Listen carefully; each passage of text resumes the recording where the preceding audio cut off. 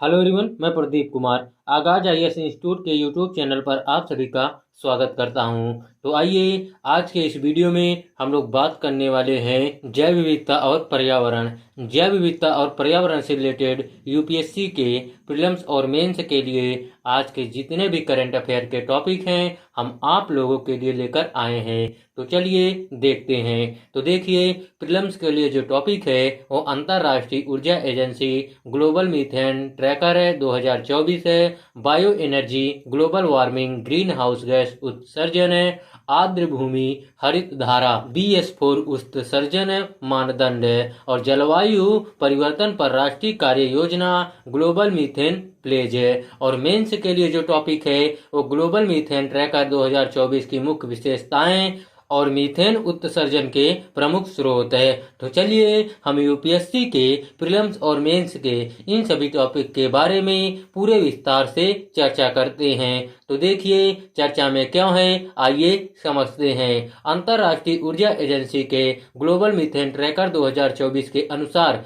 वर्ष 2023 में ईंधन के उपयोग में मीथेन उत्सर्जन अपने उच्चतम रिकॉर्ड स्तर पर रहा, जो वर्ष 2022 की तुलना में मामूली वृद्धि दर्शाता है। तो चलिए अब हम लोग ग्लोबल मीथेन ट्रैकर 2024 से संबंधित प्रमुख बिंदु क्या है, आइए इसके बारे में जानते हैं। सबसे पहले हम लोग मीथेन उत्सर्जन अवलोकन के बारे में देखते हैं। तो देखिए वर्ष 2023 में जीवाश्म ईंधन से उत्सर्जित मीथेन की मात्रा लगभग 120 मिलियन टन माउंट थी। बायो एनर्जी, बड़े पैमाने पर बायोमास उपयोग से उत्सर्जित मीथेन 10 माउंट रहा। यह स्तर वर्ष 2019 से निरंतर बना हुआ है। तो चलिए अब हम लोग प्रमुख मीथेन उत्सर्जन घटनाओं में वृद्धि क्या है, आइए इसके बारे में जानते हैं। तो देखिए प्रमुख मीथेन उत्सर्जन घटनाओं में वर्ष 2022 की तुलना में प्रमुख वर्ष 2023 में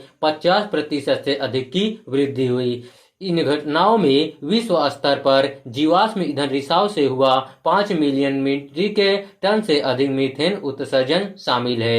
एक प्रमुख घटना कजाकिस्तान में घटित हुई, जहां एक बड़े कुएं में हुए विस्फोट से होने वाला रिसाव 200 दिनों तक जारी रहा। तो चलिए अब हम लोग शीर्ष उत्सर्जक देश के बारे में जानते हैं। तो देखिए जीवाश्म ईंधन से होने वाले मीथेन उत्सर्जन में लगभग 70% योगदान शीर्ष 10 उत्सर्जक देशों का होता है। संयुक्त राज्य अमेरिका तेल और गैस परिचालन से मीथेन का सबसे बड़ा उत्सर्जक है, जिसके बाद रूस का स्थान है। कोयला क्षेत्र में सबसे अधिक मीथेन उत्सर्जन चीन का है।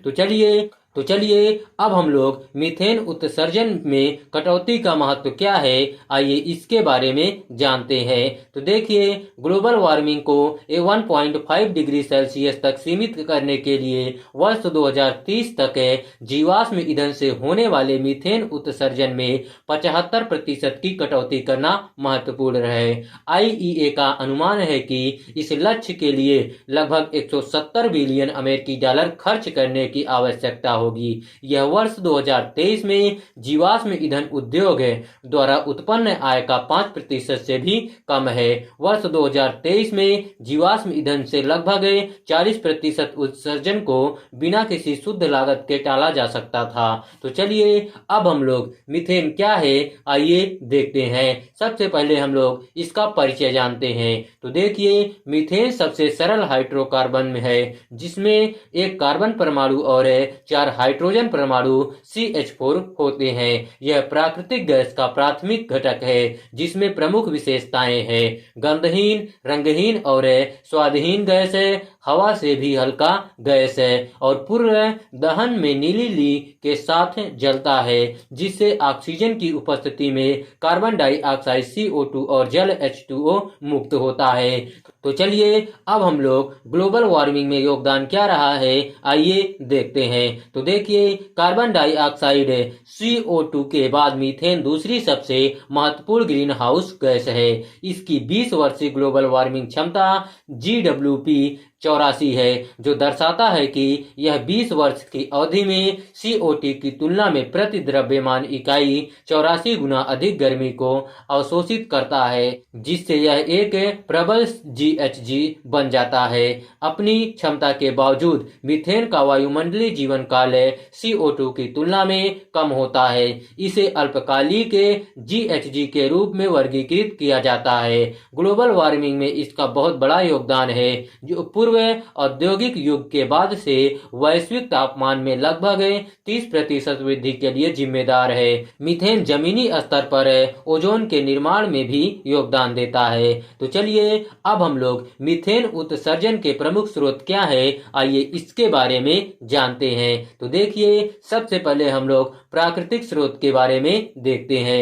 तो देखिए, कार्बनिक पदार्थों के अवायवीय अपघटन के कारण प्राकृतिक और मानव निर्मित दोनों प्रकार की आर्द्रभूमियां मीथेन उत्सर्जन के महत्वपूर्ण स्रोत हैं। तो चलिए अब हम लोग कृषि गतिविधियां के बारे में जानते हैं। तो देखिए, बाढ़ वाले धान के खेतों में अवायवीय स्थितियों के कारण बढ़ते धान के खेतों में मीथेन गैस का उत्सर्जन होता है। मवेशिया और अन्य पशुओं के मल का आत्र किण्वन होता है, जिससे उपोत्पाद के रूप में मीथेन का उत्पादन होता है। तो चलिए अब हम लोग दहन और औद्योगिक प्रक्रियाएं के बारे में देखते हैं।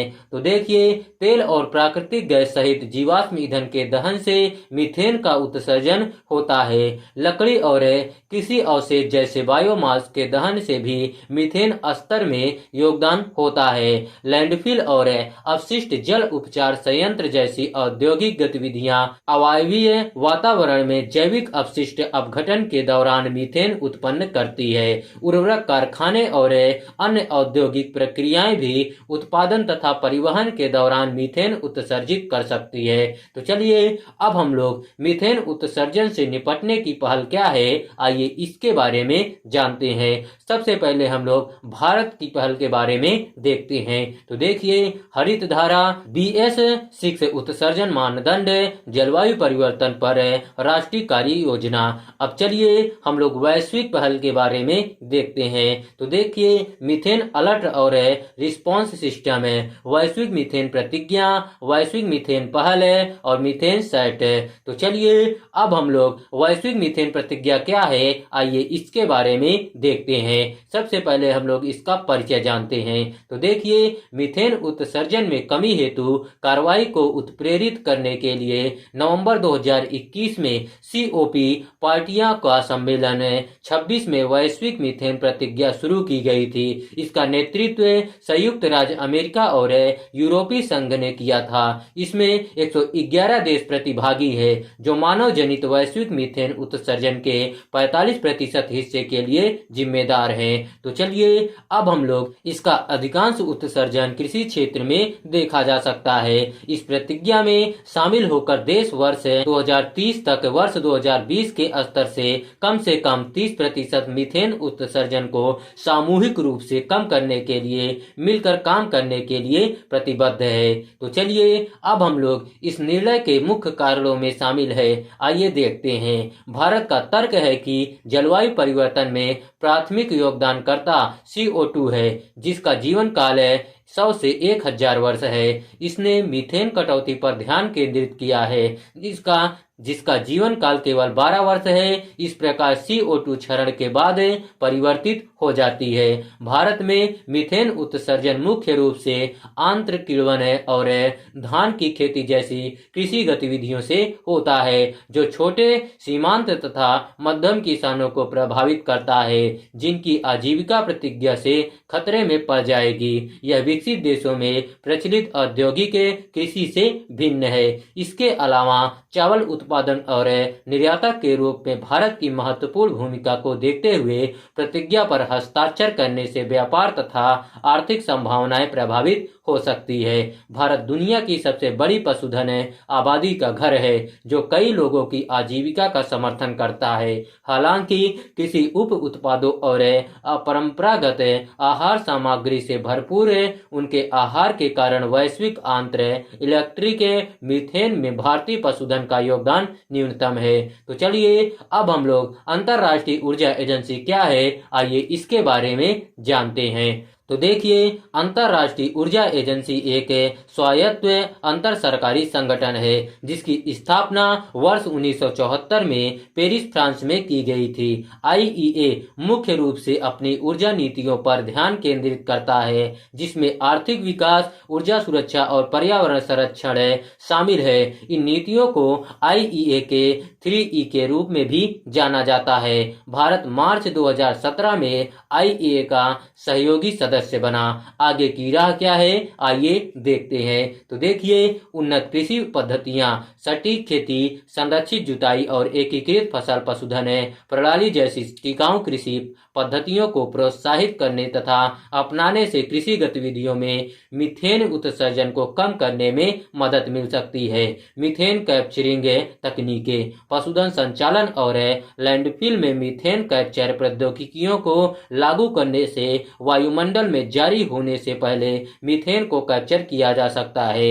इसे उपयोगी ऊर्जा या अन्य उत्पादों में परिवर्तित किया जा सकता है। चावल की खेती की तकनीकें, पहले उल्लिखित चावल गहनता प्रणाली और चावल का प्रत्यक्ष बीजारोपण जैसी प्रथाओं को बढ़ावा देने से चावल के खेतों से मीथेन उत्सर्जन में काफी कमी आ सकती है। बायोगैस उत्पादन, जैविक कचरे से बायोगैस के उत्पादन और उपयोग को प्रोत्साहित करने से अपशिष्ट अपघटन से मीथेन उत्सर्जन को कम करते हुए एक नवीकरणीय ऊर्जा स्रोत प्रदान किया जा सकता है। तो चलिए, आज का वीडियो यहीं पर समाप्त होता है। तो देखिए, अगर आप लोगों को इसका पीडीएफ चाहिए तो इसका पीडीएफ आप लोगों को टेलीग्राम चैनल पर मिल जाएगा। टेलीग्राम चैनल का नाम है आगाज आईएएस इंस्टीट्यूट और टेलीग्राम चैनल का लिंक आप लोगों को इस वीडियो के डिस्क्रिप्शन में भी मिल जाएगा। आप लोग यहां से भी जाकर टेलीग्राम चैनल को ज्वाइन कर सकते हैं और पीडीएफ डाउनलोड कर सकते हैं। तो चलिए, अब हम लोग मिलते हैं नेक्स्ट वीडियो में। धन्यवाद। Keep learning, keep growing.